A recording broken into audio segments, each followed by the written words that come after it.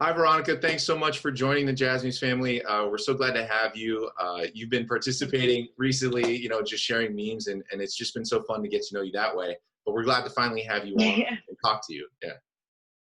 Yeah, I mean, this is such an interesting time to be like connecting through social media, like humor and jokes like it, and how it's amazing how you've created a platform for the jazz community to do that. And so we're in touch with people our own age and our, because that's kind of like where our generation um, connects, and yet we're all connected with the older generation and traditions as well.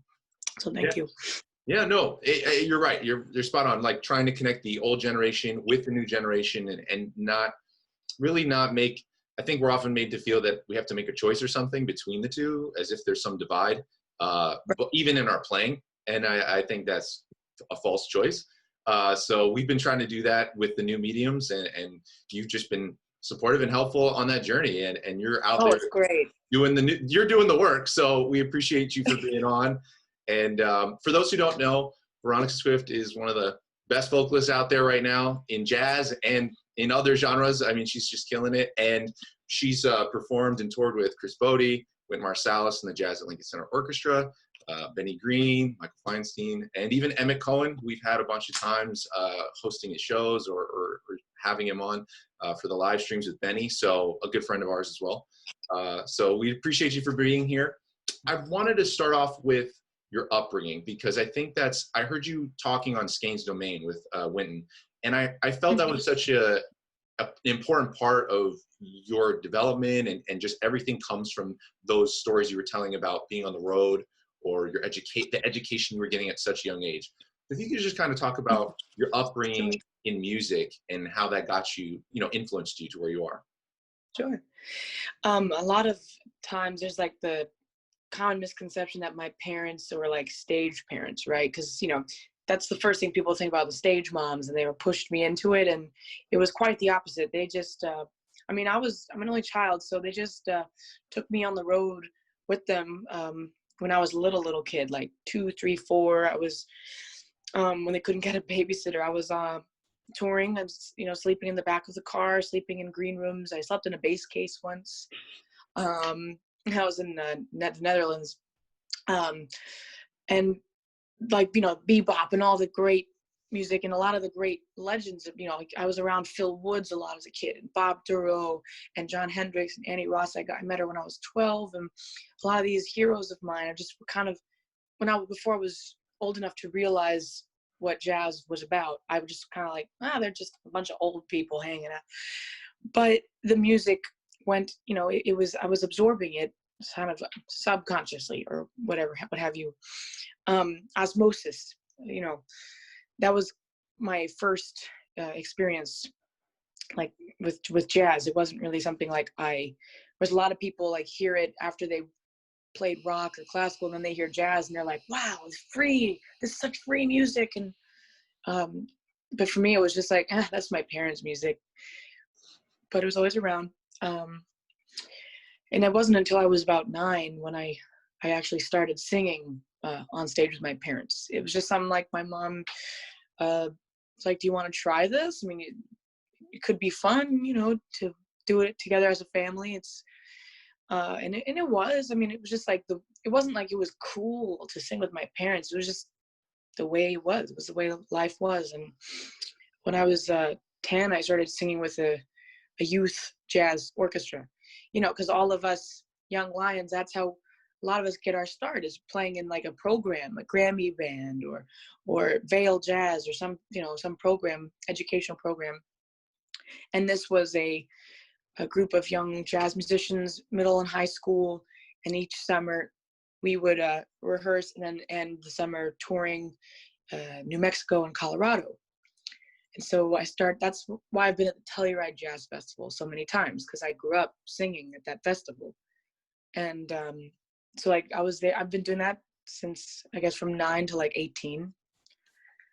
And then of course, high school, I went to regular public school. I didn't go to an art school or nothing, but because I'm from Virginia, Charlottesville. But on weekends or whenever my parents had gigs where I could go, they'd always take me. And since, you know, when I was a teenager, I was singing with them, so I would make a little money, you know. Now the effect and the influence that my parents had on me, and the people that I was around, it was really like, oh, check out these songs, like check out these musicians, these artists. 'Cause that's where it all starts is, oh, you like Ella? Well, then you'd like Connie Boswell, because Connie was Ella's hero. And then I started to realize the pattern of like, oh, so it's like a lineage, right? And that's, you know, to find your sound, you have to dig deeper into the past and really understand the base of this music and where it comes from. And I fell in love with the 20s music, the 20s and big bands, like early jazz. That was really what, like, because I always knew bebop was going to be there. That was mom and dad. But 20s music was really the music that, it was my own way of coming into jazz. And, you know, through the years, I found my own place in the music. It wasn't just, you know, my parents' legacy, you know. Well, right. I mean, I don't think, I mean, I hope no one's thinking that that's all you're doing, because you're doing a lot more than that. But the reason I bring it up is just because when I hear, when I've heard your albums, I've heard some of your collaborations, like, you know, Social Call was really big online for Benny, and that was really good. But regardless, and we can get into this later when you go into different genres, you're drawing from, like you're saying, a deeper place, a more fundamental place, because you've done not just the listening of Ella, but then the listening of who she listened to, and going down that extra step that I think, let's say, like most people just stop at the one level, and you've gone a little bit farther in history to go through that. When you say you knew that, I mean, because you sing bebop, you can do all that, but what is it about the 20s music that you love so much? Why did that connect deeper to you? Is it the stories? Is it the more of the lyrical content? I think it's the spirit. You know, before I really got into jazz, I was really into classical music. Like when I was a little kid, it was classical music, or it was like heavy metal and rock and roll, because it was dramatic. And that's why I fell in love with vaudeville and a lot of the, you know, like kind of theater, like the theatrical music of the 20s, and the spirit, like the mixture of the theater and the drama, and like over the topness, along with the spirit, which was, this is like, you know, it's prohibition, and we're all breaking the rules. It was rock and roll, man. Everyone was cross-dressing, and everyone was, you know, the speakeasies, you'd have the cops sharing drinks with white people, black people, you know, all kinds of, you know, classes and races mixed together. And I think that just like the decades that came, it just was such a backlash from that, you know? Right. And I think you hear it in the music. And I mean, the music was just so new. Like to hear, can you imagine hearing like someone to watch over me for the first time, right? No, I mean, or like Strutting with Some Barbecue. That's like Bohemian Rhapsody, you know? People went crazy for it. And I think I just, you know, I like to put myself in that place in time. And it just the music felt so alive. And, you know, if you play it for someone who doesn't know anything about jazz, they pick up on it too. Yeah, they feel that feeling immediately. Well, you know, I didn't even think about it that way, but, you know, nowadays, there are people who go and sing that music and even try and sing stylistically like that. And, you know, even there's certain stereotypes that have even been characterized for singers, by no help of our own too, in certain jokes about singing that music. And somehow that seems like inauthentic today. But yet when I hear you do it, or when you're talking about it, what's the difference between someone who would, in today's world, trying to sing and evoke that style, but doing it with integrity today? Because I think we can often point, or we all know of singers who might go for that style and it comes across as the stereotype that I think it's gained. Whereas I don't think it doesn't have to be. Like when someone serves that music correctly, it comes across just as powerfully as if it's modern music. Sure. Yeah, exactly. Like I think actually that more has to do with their sincerity with themselves. I don't think it necessarily has to do with like because I've heard people sing 20s music that don't have that voice, right? Mm-hmm. They don't tap into the really stylized sounds and the timbres, but they are at integrity with themselves, and then they're singing sincerely. You know, the music it's truly them, and that is more enjoyable for me than someone who, like you said, someone who's like they've studied it, which is great, but then they don't really have they don't have a connection with the song, and they're just singing like super stylized without much of a spiritual connection with it. It's just, but the people that I listen to and hang out with are the people that do, like when I do that style live with Emmett, I change my voice a little bit. Mm-hmm. It's like playing a character, you know, it's still coming from the place of like, as an actor or actress, you know, it's still, they're pulling from personal experience. It's still personal, but it's another taste or another character.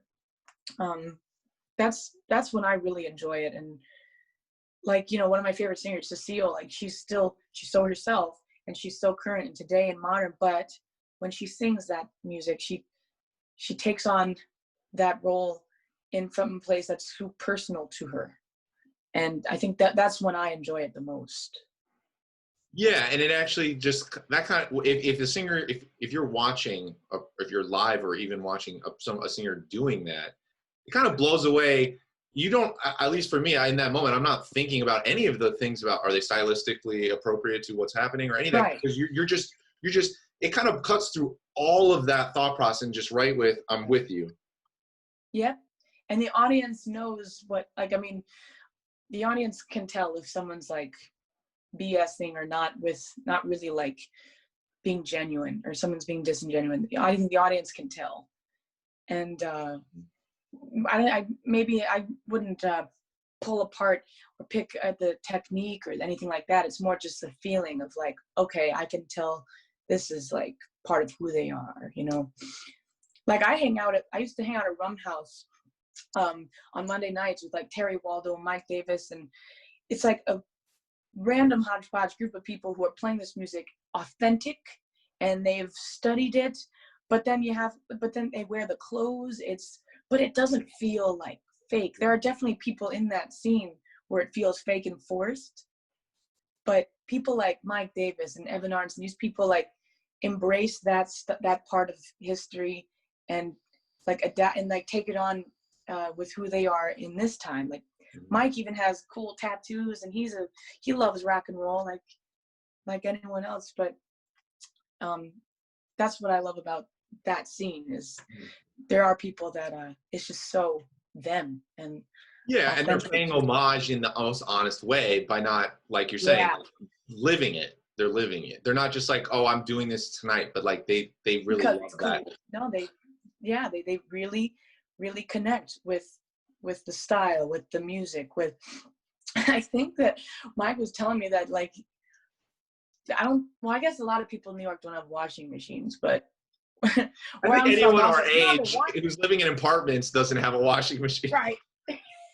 Or like dishwashers. I'm like, you don't have a dishwasher? You know, he's like, yeah, we just like, you have the clothesline. I'm like, I just got such a kick out of it. But no, I love that scene. And actually, like one of my records that I want to do down the road is a musical that I've written of mostly original tunes, and it's all in that style. So there will be a record with that music as well down the road. Awesome. Well, I think you touched on something that I want to ask about. You said it's having that honest spiritual connection with the music, and if you have that, then. But one of the things I definitely felt when I was going through jazz education. I mean, I didn't have the high school experience of jazz education, but I went to university for it. And one of the biggest things, and it's really hard to accomplish, it's not just something that you can just force, is I think a lot of students study the music. They showed up, they did what they needed to do to show I can play the lines or I can play in the style. They learned all the technical things. But I think one of the biggest gaps actually today is just that a lot of people can play, but they what was that like? How did you gain that spiritual connection with the music? Or what can a student do who's like, I know how to play, like I've done the work, I went to school, but I'm just not feeling, I'm feeling a disconnect between who I am and the music I'm being told or I learned to play. Do you know what I'm saying? Yeah, no, absolutely. I went to music school too. I was at UM, and it was really, I mean, it definitely is harder in the university towns where there's really not a jazz scene. And Miami's jazz scene is a lot more happening now than it was when I was there. Even in just 4 years, a huge change. But for the students that, I think from what I've witnessed, the students that wanted to get in the spirit or like just practice weren't going out there enough and getting a life experience, because it goes hand in hand, and jazz is the people's music. I mean, in the, you know, the great legends that we know and love, I mean, some of them went to school, but and some and definitely studied, but it's, you know, hand in hand with you know, going out there to jam sessions, not just jam sessions where you're gonna play Cherokee, like, you know, 400 BPM and like, you know, show off what you've been working on, but it's like, go to a jam session where you know that, like, let's say Troy Roberts is in town in Miami, and like, you're like, oh man, I want to, you know, jam with him and learn from people that are better than you and can teach you. Oh, sorry, I heard a little something. And just also just going out there and having, just like, get lost in a bad part of town once, lose your wallet and not stuff like that really actually helped me understand more of the spirit of this music stuff, that like when I couldn't pay my rent for like 6 months and I couldn't eat, you know, because this music came from hardships. The people who played it had to live in such conditions, you know, like people, discrimination, I mean, stuff that you and I would never understand. But even in just the time that I was at school, like I actually forgot about this, but I couldn't pay rent or couldn't eat. Just little things like that helped kind of, I can now sing from a place where, and that's so much of it, you know what I mean? Like just being in that space, that's not comfortable. That's music. It's what it's all about. And if people in school, you know, they're in their practice room and then they go to their apartments and practice and listen to records, okay, but, you know, go out there and throw yourself in a situation where you don't know how you're going to get out of it. And I think that has a lot to do with it. I hate to say, because I wouldn't want to urge someone to go get in trouble or anything, but you don't want to. Hey, a little bit of trouble is not too bad. I mean, I think what you're saying is encouraging, get more life experience of, not even just musically, just get more life experiences, or self-evaluate what are the life experiences you can draw on to connect to your music. Because what you're saying is the authenticity came from moments where you had a hardship, anything. I mean, even non-music, but you connected that to yourself. And personal struggle, yeah. Okay, so just, I mean, that's a great recommendation, and it's not to belittle anyone else's struggles in past times having more struggle, but you can even find struggles that happen to you, even, you know, at some level, and that automatically just makes your connection to a song or the music better. Yeah, and if you're wherever you're living, you always make a trip to New York and just feel the sting of like, damn, I really need to get my shit together, you know, throw yourself in that environment. Or if you're living in New York, you know, just go see, don't just go to like the hangs where everyone's at, right? Smaller measure, do that for sure, but also go to like 11th Street Bar. Like, you know, that's where that's where the best bebop guys are, like, you know, Grant Stewart and Richard Clemens, or you got Joe Magnarelli, and sometimes, you know, Barry Harris comes every week, you know, and go to Barry Harris's classes. Like, make use of the masters while they're here. Mm-hmm. And that's why I love playing with Emmett so much, because he you know, he has that master's program, the project where he will do a record with Ron Carter, or Tootie Heath or Jimmy Cobb, Jimmy Heath, and then do a tour with them. Mm-hmm. And it's not for his own personal gain. It's for exactly what you were talking about, connecting these generations and hearing the stories and learning from these people while they're here, and just getting to know them. And that's also something that the schools have a hard time, I guess, with unless I guess New York, because I wouldn't know about the schools in New York, but because a lot of them teach at those schools. But at least in Miami, like I had it seemed so unattainable to ever meet someone or like talk to someone like Ron Carter or Jimmy Cobb. I mean, we're from Miami too, so I get what you're saying. Like I mean, it really comes down to putting yourself, like you were saying earlier, like you're just putting yourself in a very concentrated environment, right? Mm-hmm. And when, nothing against Miami, but the concentration just isn't the same as a New York. So you go to New York and you're like, the feeling is just surrounded, and your atmosphere, and you're putting yourself in places where people are every night. That's few and far between down here for many reasons. Yeah. But I think that's the big difference, And I only say Miami because that's where my experience I'm pulling from. I couldn't speak to the other cities out there, but I mean, Miami's like, I go Lanyap, and that's a great hang, man. So yeah, and there are still plenty of legends, I'm sure, across the U.S. or wherever you live. Like even down here in Miami, we have Ira Sullivan, and it's not that you can necessarily go to his house every day, but you can. He definitely plays. But why not? Like why not? Like get to know him. Yeah. Like put yourself in that situation where you want him to you want to be an apprentice, or you want him to mentor you.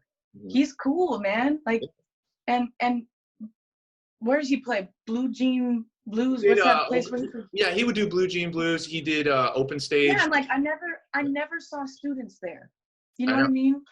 And how I answer the question is like, it seems so obvious, that's what you do if you want to get into the spirit, like learn from someone who was there. Mm-hmm. And still is. And of course, some of the teachers and faculty were there, like Brian Lynch and Shelley. These guys are brilliant too. So, make use of their mentorship. Well, you touched on something that I definitely wanted to talk about, because we were growing up around the same time as Emmett was going to UM. So I'd kind of seen Emmett play, but then so I've always been aware of Emmett and his playing and everything. But you and even my brother and sister grew up with Russell and played with him when we were kids, with Patrick and all those guys. You have definitely stayed tight with those guys coming from UM. How important is it to keep those long-term relationships with a group that you feel connected with? You know what I'm saying? Because you guys are still going through life right now, figuring it out. And you guys just did a live stream just this last, couple days. So I just wanted to talk about like, what is for the heart, keeping that together, keeping that core group you can feel you can rely on. Yep. I mean, community is everything. And if you think about Duke Ellington and up in Harlem back in the day, they were all having loft parties and jamming and hanging out. That's something that you miss when you're on the road sometimes, because you're just like work, and you're tired. You got to get the plane at 6 a.m. And then when I'm off the road, I just don't want to be social at all. Mm-hmm. But what I loved about coming up, I mean, Emmett's 4 years older than I am, so I never knew him in school setting, but I would always go up to New York and hang out with him. And that's another thing, like for especially young female musicians, it's getting easier now, but like putting yourself out there and like asking people, can I hang out with you? Can I come with you? That's a big scary step for a lot of people. So I just kind of got over myself. I was like, hey, Emmett, like, can you take me to Blue Note sometime? I'd love to go see, Ron Carter with you or something. And then he would, and he introduced me to all the guys that I play with now.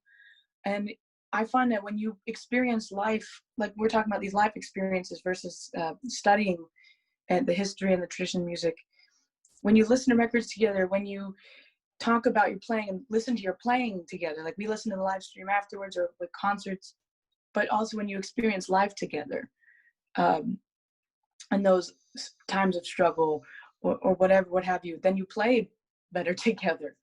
And I have many different kinds of bands, and I've always noticed that's the key ingredient to having a really cohesive sound, individual within each member, but like really cohesive and together. It's more cohesive when you have experienced life together. And of course we are in our 20s, some of us early 30s, but so just think about what's going to be like 10, 20 years from now, man, you know. Right. It only gets sweeter if you have those years to build on from And then the fights too, like if there's a fighter or something, that makes it stronger too. Like you got a lot of famous bands who just hated playing, they hated each other, right? But they played so great. Like that record with Anita and Oscar Peterson, like those two did not get along, but that's such a great record. Yeah. You know? It's in there. Yeah. Yeah. Well, that's awesome. I mean, I that'll continue, I'm sure. And I know for a lot of the students we have out there, they definitely wanted, we asked them, you know, we're going to have Veronica on. They did want to ask some specifics about, you know, their singing and how they can up their game. I definitely wanted to get a touch on that.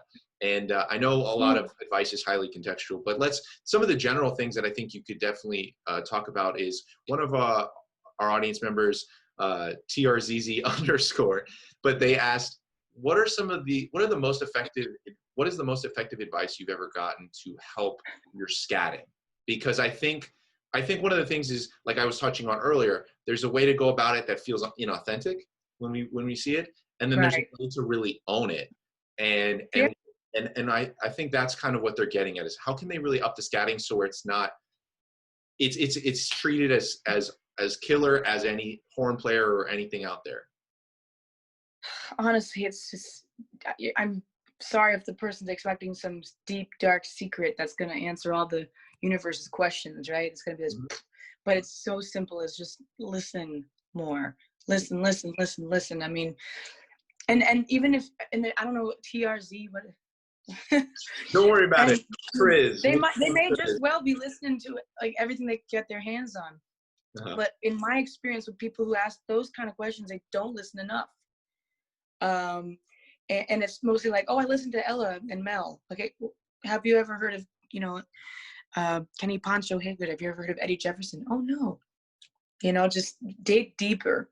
And the more you listen, the more you can and transcribe and I don't mean transcribe like writing down and stopping every 5 seconds. You know, I mean like orally, like.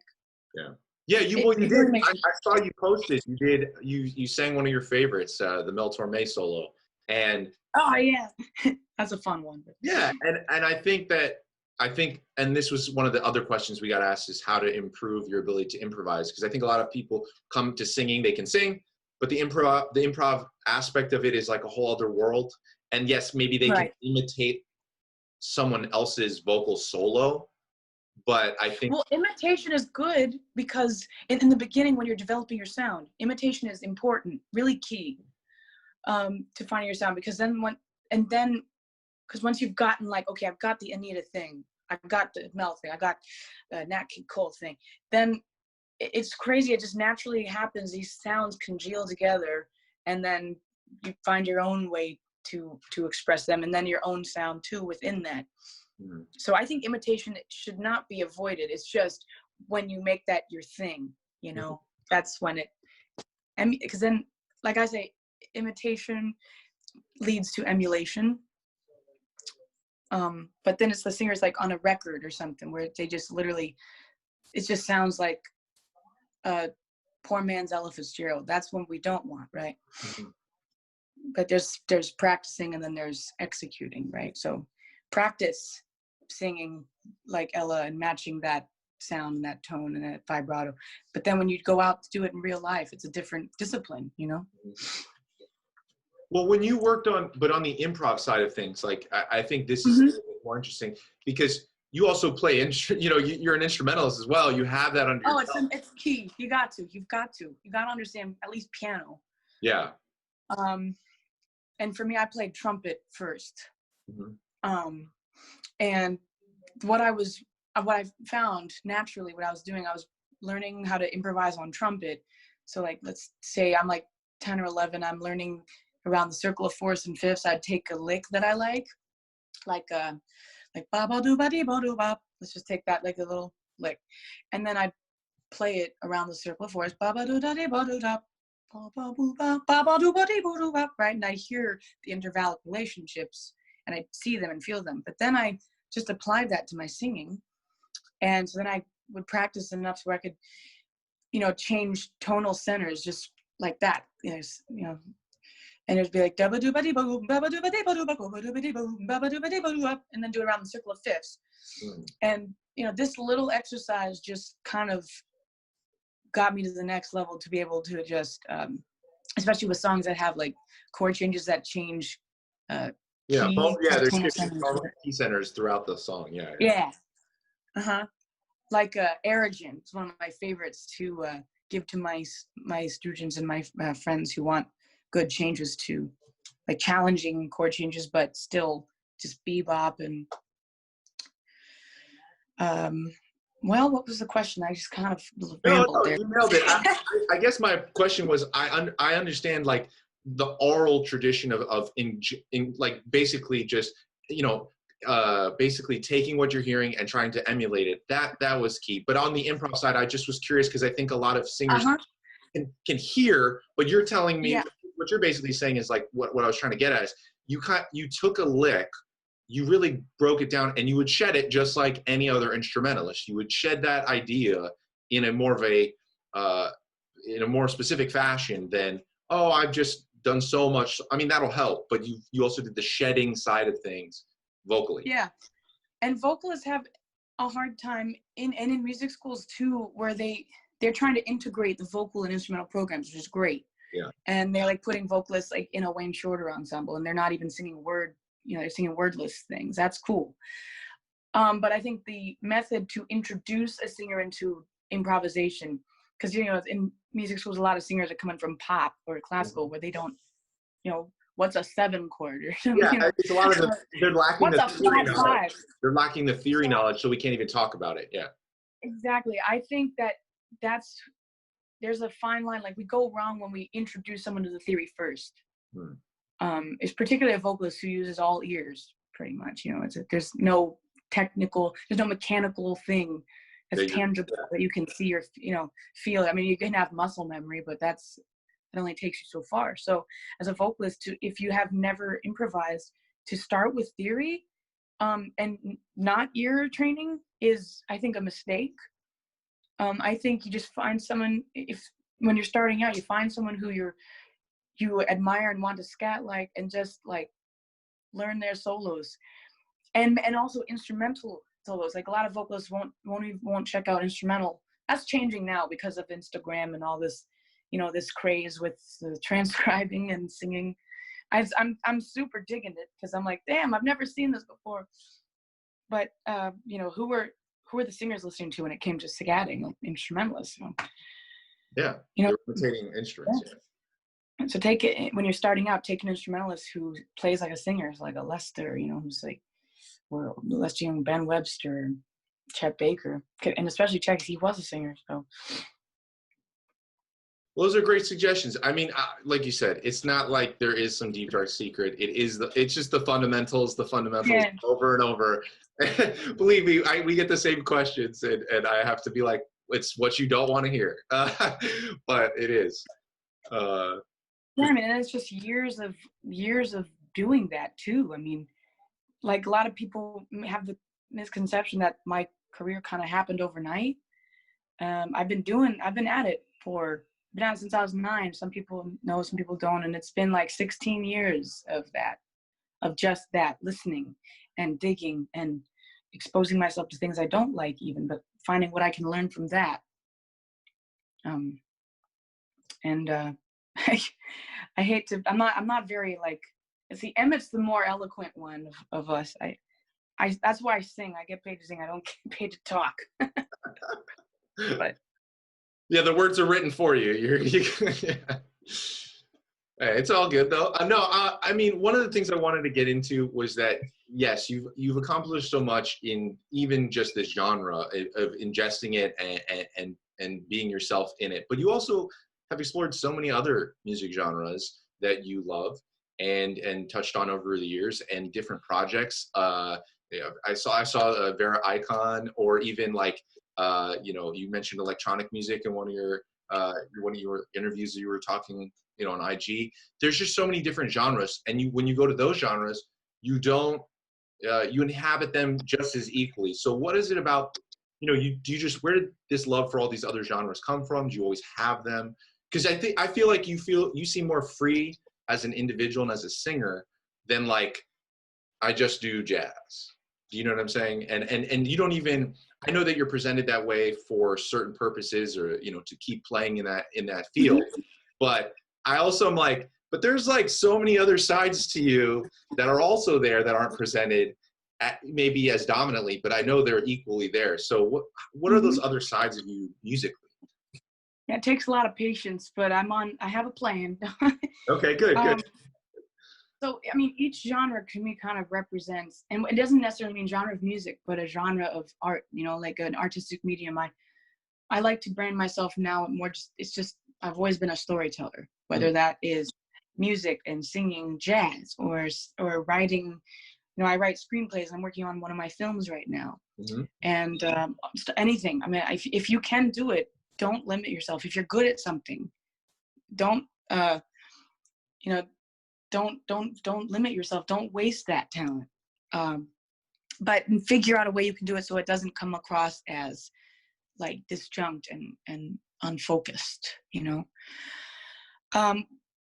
But speaking about musical genres, each genre kind of represented, for example, jazz represents quite literally my family, my roots, my blood. It is grounding, it's stable. And while I experience and explore different genres within the jazz realm, like 20s or more like modern styles, a little bit of funk and fusion in there, bebop, I still like to keep it within the confines of what I know to be jazz. And like, I've got to have swing in there. Swing is a thing. But when it comes to the other genres, that's like the passionate affair.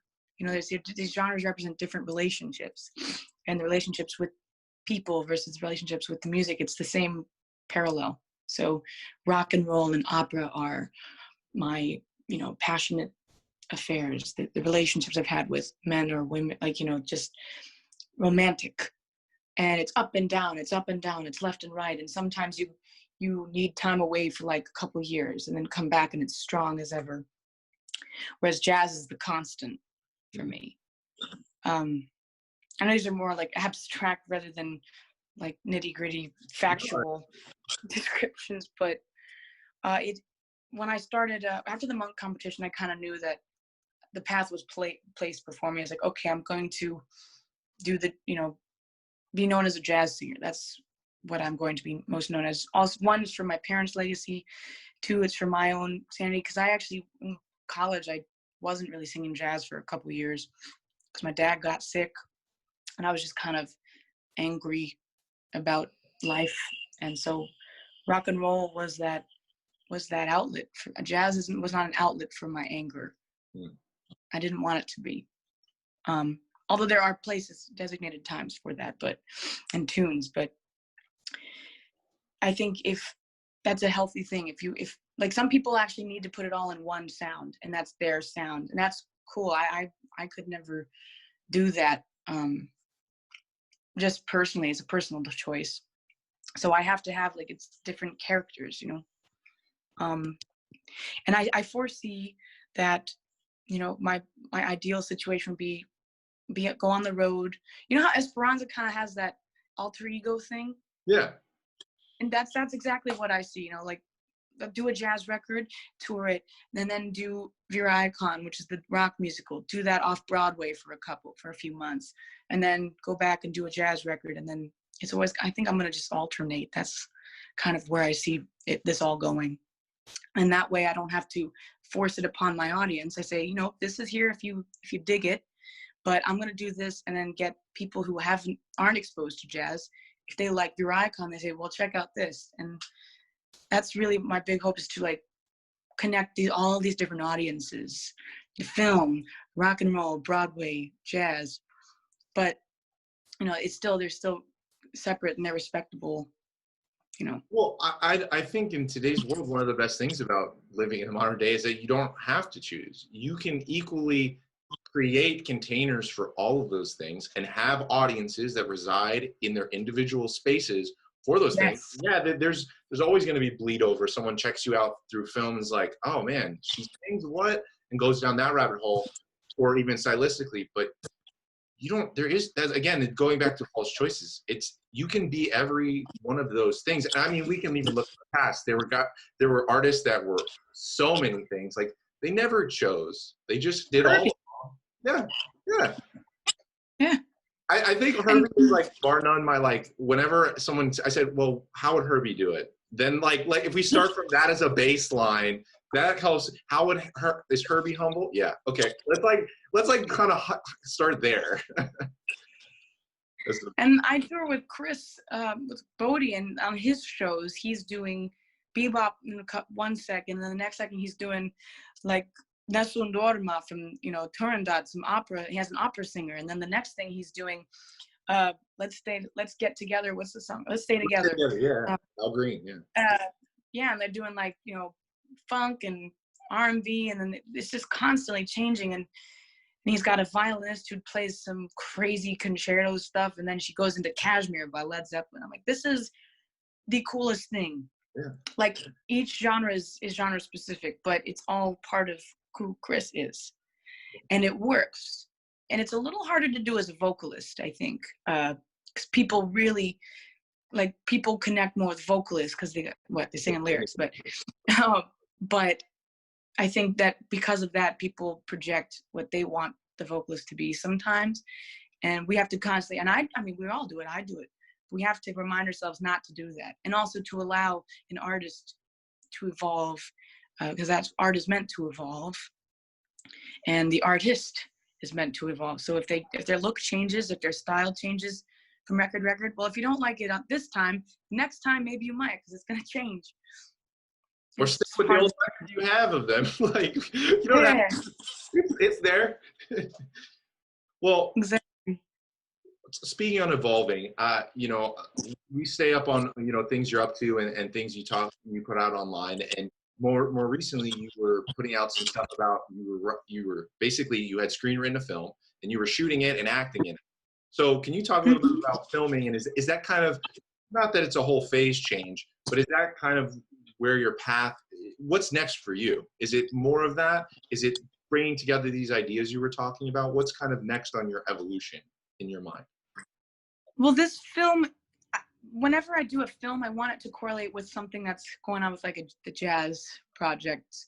The styles could be completely different, but this film is about Stockholm Syndrome, and the record that's coming out in March, with Mac Avenue, it's I don't want to talk too much about it because I don't want to give too much away, but it does touch on domestic abuse and people who have been in abusive relationships, whether that's physically or that it can feel like you've been taken hostage, Mm-hmm.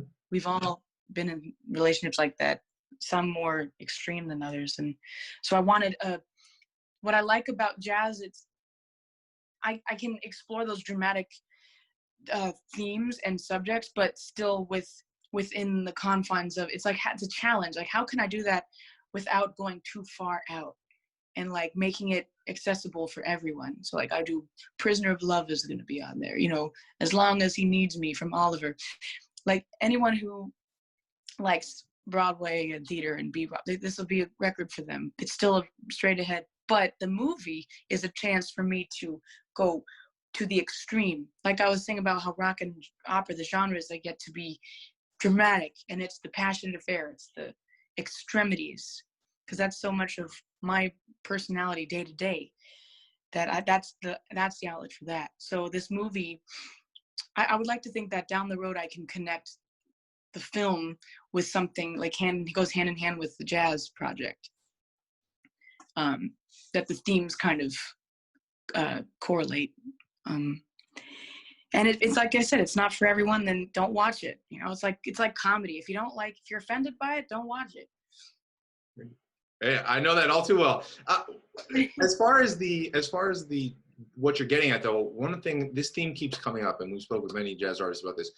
Is it that you're feeling limited to express certain visual things within the medium of jazz? Because I feel like jazz is probably one of the least visually stimulating genres of music, because it's so focused on the aural, like you're listening to the lines, but it's very limited even in the presentation visually. Yeah.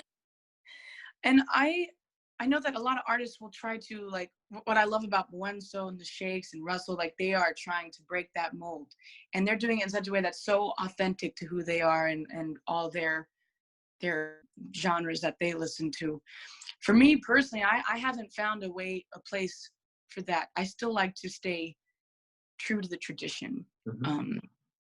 But I do feel that it limits. I feel limited, and I want to do the big lights and crazy fog machines and this and that, but it doesn't feel right when I do it with jazz music. It just, so I want to have that outlet for that medium too. That's just how I have chosen to express. I'm not saying this is how it is for everybody, because, like, you know, there are artists like In Surreal who does it so well, who has mixed all these genres together, and you see her shows and it's just like, you know, she's the loop pedal and all that stuff is cool, man. It's her. It's so her. And I dig it. And I'll dig someone who's just being authentic to themselves. But for me, what's authentic is compartmentalizing, you know. Keeping it organized, keeping these things in their lane. It helps you focus. And then when I'm doing the big, crazy, dramatic, extreme stuff, then I miss subtlety, you know. And that subtlety doesn't have a place in that world. So then I come back to jazz and music, and it's so that's the grounding. That's the subtlety, the art of subtlety, and, you know, great lyrics, and just the marriage of music and lyrics. That's why I love the songbook, because that just seemed like the perfect formula of lyrics to music. Yeah. It's funny you mentioned that, 'cause I was dead serious when I messaged you and said I wanted to talk about that on here, because I think that's you made such a great point that I maybe want you to reiterate. You were talking about the stop, though, like Cole Porter, and you were kind of reconciling that with writing tunes today, or the lyrics. Like, we're in a different space, we're living in a different time. The songs that need to be written today have a completely different, even talking on the concept of love. And that we have two different feelings on even that word from now to then. Yeah. What are your thoughts? Or could you re-express some of those thoughts? Because I think that was a really smart take. I mean, honestly, it was. Well, yeah. I'll just take out all the profanity that was in it. Well, certainly there are some songs that are tunes that are dated and what have you, like You're Nobody Till Somebody Loves You, or stuff like that, where it's a different time. The marriage isn't what it doesn't stand for the same stuff as it did 50, 80 years ago. But I do think that you can take songs like I gave you an example, Prisoner of Love, or songs like anything Cole Porter kind of works today. Let's Misbehave is a super raunchy song. I mean, it's goofy, but I think that these songs, most of them are pretty timeless. But the songs like Cole Porter, because he was so ahead of his time back then, so his songs are really timeless. And I can hear his stuff all day and just connect with it from where my experience is coming. Even from like online dating, there's even a place for what it means to be online dating. There's even songs that can relate to that. I mean, it's crazy. Just dig around and find those songs. But what was the question again? I'm sorry. No, I just thought you were making an interesting point that I guess the question is maybe there's even people today you can see starting to do that. People who are jazz educated, working in this, right. but writing music, and I'm not talking instrumental. I guess at this point with lyrics. Do you feel that people are writing? Not maybe they would be considered standards 50 years from now, but writing tunes that are both taking the lineage and that aspect of it, being true to that, but have lyrics that actually connect to more of a modern audience. That have this. Oh, well, I can give you an example of a song that like, do you know Joel Wenhart? No, I do not. He's a pianist. He was at Juilliard. He graduated a year ago, and he's a couple years younger than I am. He is a fine composer, and he's one of these guys that also embraces all eras and different styles, and he's just his own thing. He is Joel. He's not really. It's just like you can't put a brand on it. It's like Queen. It's like it's this, it's that, but it's Queen. Yeah. And Joel writes all different kinds of songs, but he and I both, when we do write songs in the standard style and musically, like the harmonic structure, chord changes, but then write lyrics that, like you were saying, like they are more relatable for people our age today. So Joel has this song called Whatever Happened to Romance. And it sounds like exactly like a tune written in 1944 or something, you know? Even the lyrics, they're romantic, but it just sounds like it was written, oh my God, like, I'm just gonna sing it. It's by example.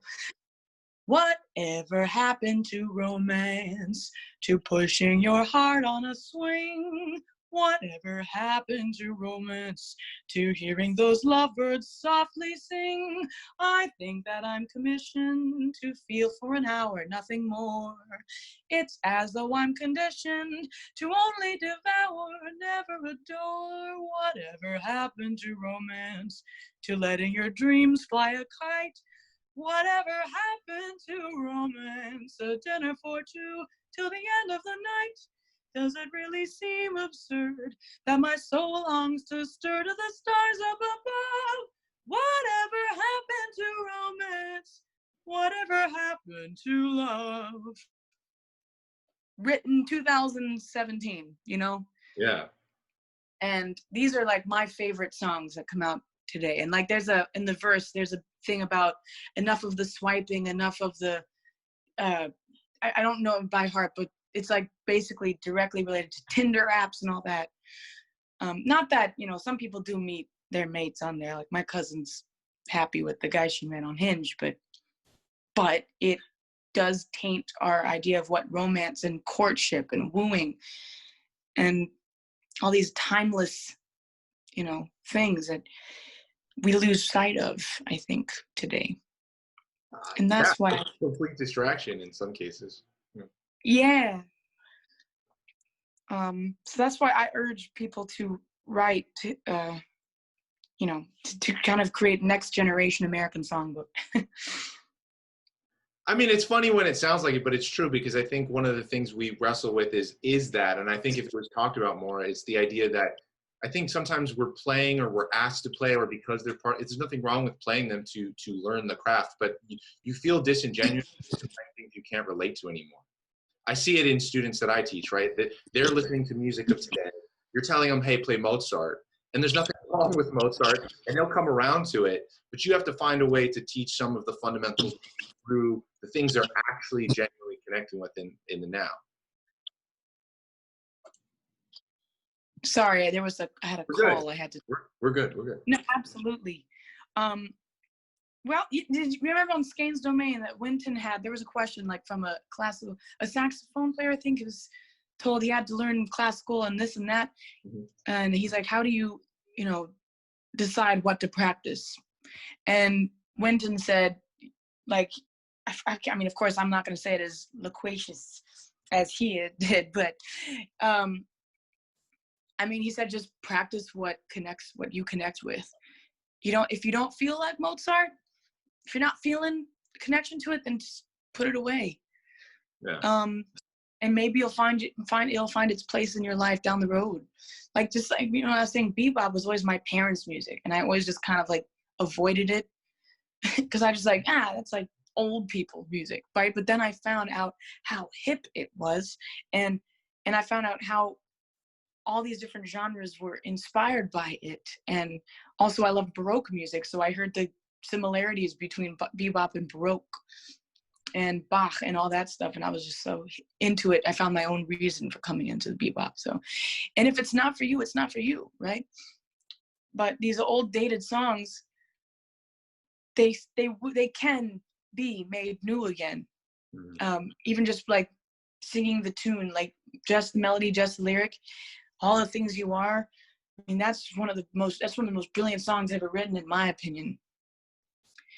And I think it's just, you know, if younger students, if they don't like it because they don't connect with it, give them 20 years. It may change, you know. They might say, oh shit, now I know what that lyric means. It's just talking about life experience, you know. Right, they're coming back to it because they've lived something that now that allows them to connect to. Maybe they haven't reached that point yet. Yeah, and maybe they won't. I mean, I try not to force stuff down my students. I don't try to like tell them to listen and tell them to learn it if they don't like it. But if they are coming to you for a certain purpose, you're going to be like, well, okay, you're saying you want this, you got to do this at least. Yeah, but like just avoiding because you're like, oh, I don't like that, but still expose yourself to it so you know what it is you don't like about it. Right. That's the difference. Yeah, like be able to like have factual evidence of why you don't like it. Right. You never even heard it and you're saying, yeah, exactly. Right.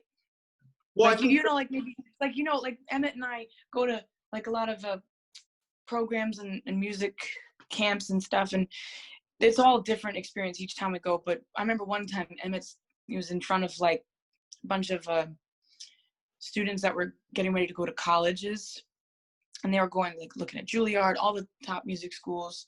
And he said, how many of you, like, just put your hands in the air, how many of you know 10 standards? And, you know, most everyone, 80% raised their hand. I was like, oh, how many of you know 50 standards? And less than half the group raised their hand. How many of you know 100 standards? Nobody had their hand up. And that to me was like jaw-dropping.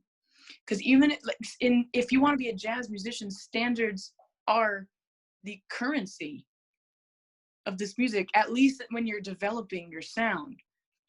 Like we were talking about lineage, like John Coltrane, do you think he's one of the greatest innovators in this music, but like he couldn't have done what he did if he didn't know standards, you know?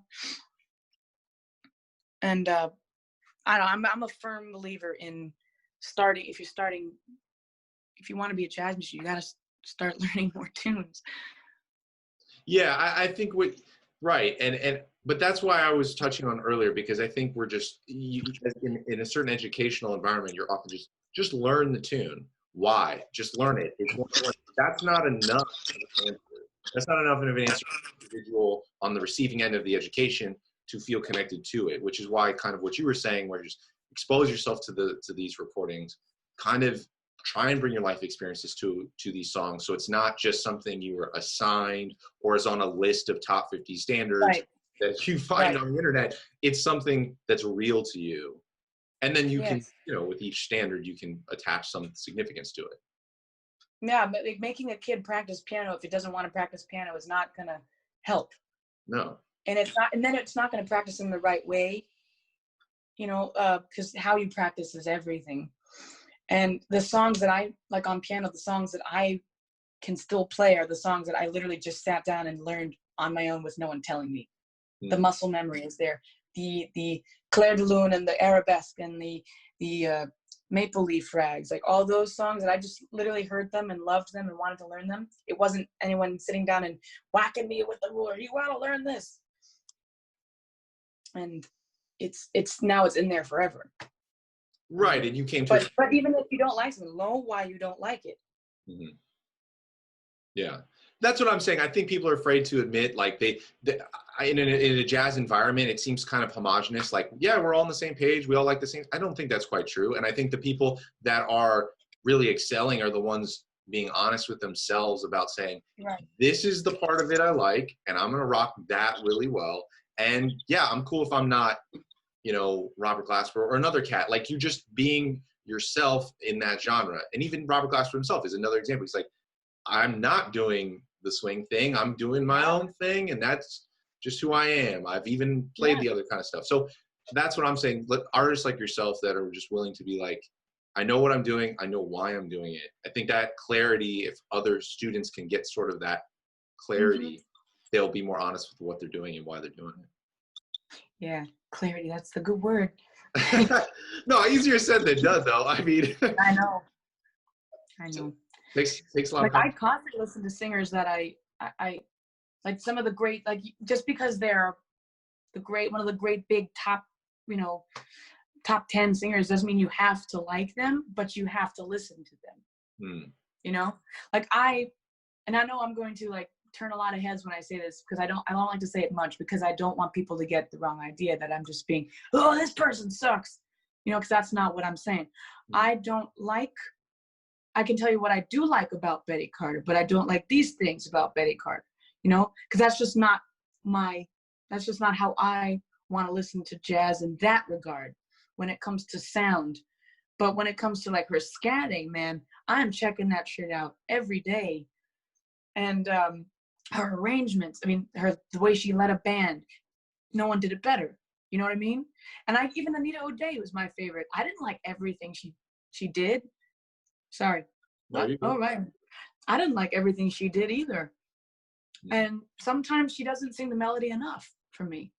But here's what I can tell you that I do love about her, and this is why she's one of my favorites. You know, and if a student can answer these questions instead of just saying, "Oh, I don't like that person," or "I like this person," you know, if you can go deeper into why you don't like singing or playing standards. But I mean, I can guarantee Robert Glasper knows 100 standards. Yeah, and to what you're saying, it's more about, I mean, that's you're your own artist. So the cool thing is that it's having the ability to say, to discern, yes, I don't like that artist, and that's cool.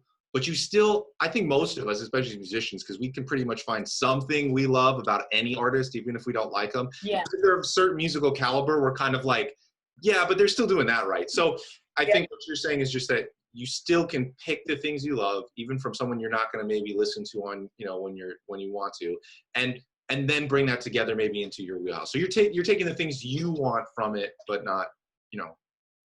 And then like years later, it could completely change. Like 2 years ago, I wasn't really checking out Betty, and now I'm like, I can't stop listening to her live at Village Vanguard. You know, I never thought that would be the thing. So you always keep yourself open. Like, and that's the other thing, like we listen on our earbuds walking down the street. But I think, and I mean, you see a lot of more, you know, young people doing this, but have listening parties, man. Listen to records together. Do like a rotation where someone picks a different tune, and like that's what Moenzo, we all hang out at Russell and Emmett, we sit at the record player or the computer, and people, you know, I'm hearing stuff I've never heard before, and we need to encourage that more. Listening parties. Yeah, I think when I was at University of Miami's Young Musicians Camp, which I worked and was a student at, right? They do in the summers. I think that was one of the best memories I ever even had from there. And I wish, like, me too. Where they're just like, you had your iPod or your computer, and you'd use like, yo, check this song out, and then you'd give them your hard drive, and you felt like you got like the greatest gift because it had like 100 ripped just CDs or something on it. Yeah. And you'd be like, I got a bunch of new free music. That was the best. Yeah. I know. I loved that about Miami too. We all hang out at each other's houses. And that's the thing. New York, I missed. I mean, there's a few people that get together in their apartments, but the apartments are so small that a lot of time it's hard to get together in a big group and sit down. So that's why people go out in public and hang out. But then you don't have the intimate gatherings like you do it. That's why I liked being at Miami, because then you could go to someone's house and their actual parties, you know, listening jams. And well, we'll have to host when next time you're in the area. We'll host one. Man. I'm coming in a couple weeks actually, and things are opening up now, you know, in the country. So I'm, you know, you've had a couple gigs. I've had a couple of gigs already. They're doing it. Oh my God, no way, really? Yeah, Florida's like being a little bit open about it. So. Yeah, I still like. I don't know. The line's been kind of. I think we're all trying to figure out where. Like each state's trying to figure out where it lies on this whole thing, especially now that people are going out and also being the demonstrations and the protests and all that stuff. How do we do that but be safe about it?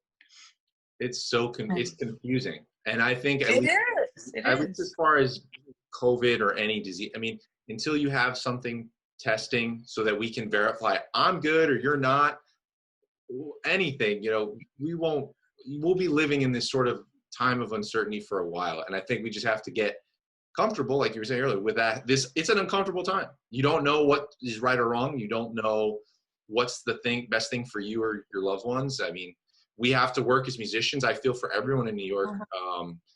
I mean, we're getting a couple gigs, but I'm just saying, like, I know New York is being one of the epicenters. It's like, how long is it going to be shut down? How many venues are not going to open? You know, we don't know. And is Small's going to be there? You know, is Mesro going to be there? All these, is Showman's and Smoke. You know? And we don't know. We don't know. But I mean, the beautiful thing is, I don't think anyone's going to stop the music. No. So it doesn't matter. The venues may change, the places, but the people doing it love it. And so I'm not worried about the music in that sense. But thank you so much for coming on. I know we covered so much. Man.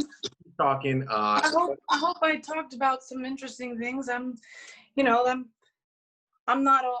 I teach, but I don't like teach because I'm not good at talking. You know.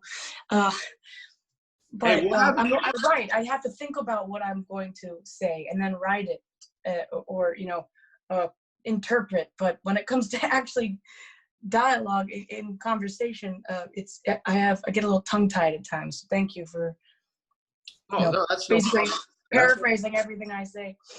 No, I mean, you touched on a lot of great things, and I knew that was going to happen. I mean, we definitely knew you had so much to say, and you know, in the future, we'll get that side of things too. I'm sure we'll create a space so you can demonstrate some of these things too. We'd love to do that. But where can people stay up on everything you're doing creatively? Where can they keep in touch with you? I want people to come check out not just your music, but your films, everything. So where can they best do that?